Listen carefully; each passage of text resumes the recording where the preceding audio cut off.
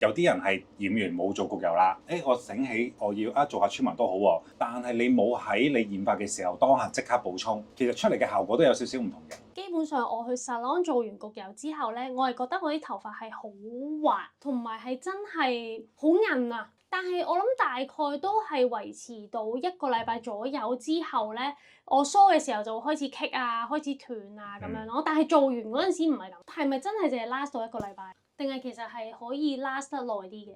有兩種情況去 salon 做焗油，有啲人係染完冇做焗油啦，我醒起我要做下村民都好喎，但係你冇喺你染髮嘅時候當下即刻補充，其實出嚟嘅效果都有少少唔同嘅。我每次做完 chemical 啦，喺 salon 染完電完之後，當下做嘅焗油咧係直接去修復翻你本身頭髮裏邊嘅結構，填補翻裏邊空洞嘅嘢啦。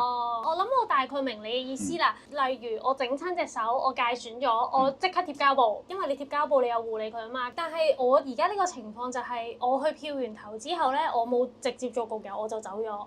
你知我好多時都唔中意喺嗰度坐咁耐，咁我就會話要走啦咁樣啦。